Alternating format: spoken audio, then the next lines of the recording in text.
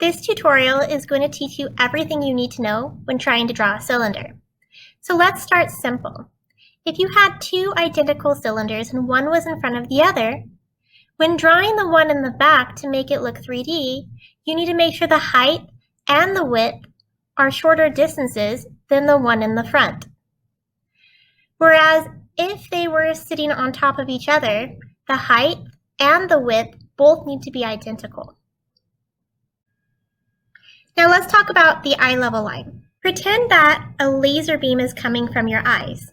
And if you turn your head to the left and then to the right, that laser beam is going to make a mark on the wall. Wherever that mark is, that's your eye level line.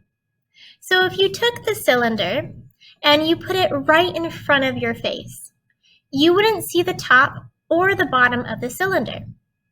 But as you drop it lower and lower below your eye level line, you start to see more and more of the top, meaning this oval is getting wider and wider as it drops below. Also, what's going to happen is the height of the cylinder is going to get shorter and shorter as it goes farther down below that eye level line. The other thing you need to pay attention to is if you are drawing a single cylinder, you need to make sure that the top line and the bottom line are not parallel, because as you get farther and farther from the eye level line, it gets rounder and rounder. So this would be less curvy, and this would be more curvy at the bottom. Now let's pretend we had a glass of water.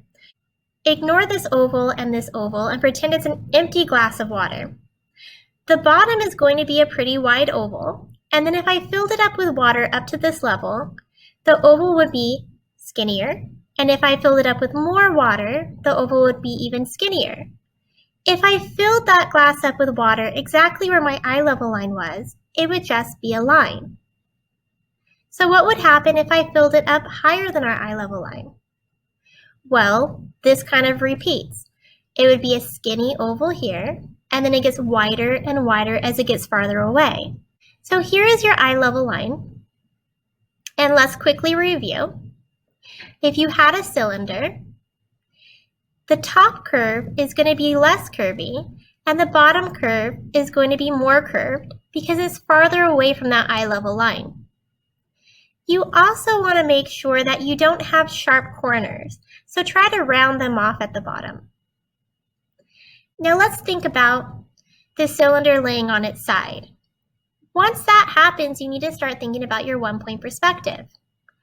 So instead of these sides being parallel like they once were when it was standing, they're going to converge towards that vanishing point.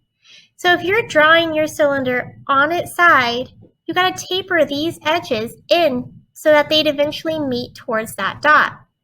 And the same thing over here. So if we had one cylinder closer to our eye level line versus one that is farther from our eye level line, what are the differences? Well, notice the side of the cylinder here is shorter and the side of the cylinder here is longer. Whereas the front of the cylinder on this one is more circular and the front one on this one is more oval. So we can think about it this way.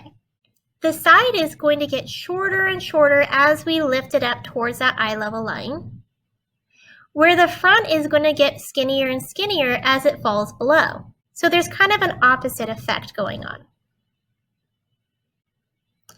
In this point of view, though, you can make sure that the front edge and the back edge are parallel.